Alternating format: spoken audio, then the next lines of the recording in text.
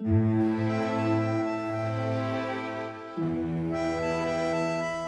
avant que les congés payés ne leur accordent la possibilité d'aller sur la côte, les Ligériens ont découvert les plaisirs de la plage et des bains près de chez eux.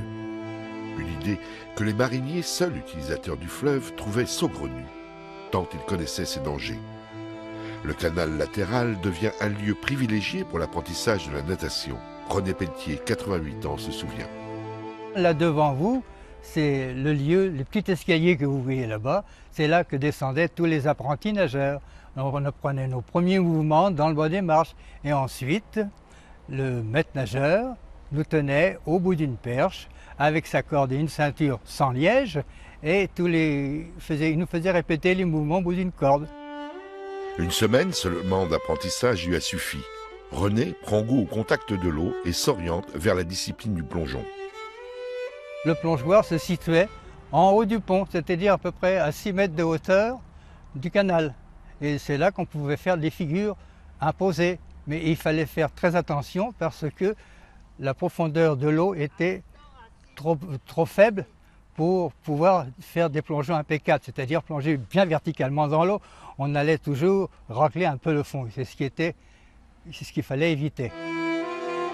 Aguerri à la natation, aimant les sports nautiques, il rentre aux Enfants de Neptune dans l'équipe réserve de water-polo.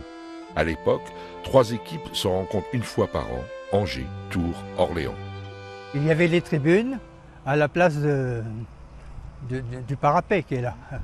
Et les vestiaires étaient là et on pouvait se bagarrer, si je puis dire ainsi, plutôt se défier. Et tout ça se passait que l'été, car malheureusement, à l'époque, il n'y avait pas de piscine. Parallèlement se développent les baignades en pleine Loire, avec l'utilisation des bancs de sable comme lieu de rencontre, de pique-nique. On prenait le passeur, qui était M. Froger, qui embarquait les gens dans le bas de la cale et il nous emmenait en bateau à moteur sur la plage. C'était ouvert au public, la plage, et tout le monde pouvait y aller. C'était superbe. Beaucoup de gens y allaient, ils emmenaient leur casse-croûte, ils partaient le matin, ils revenaient le soir. En 1938, l'engouement pour les baignades est à son apogée.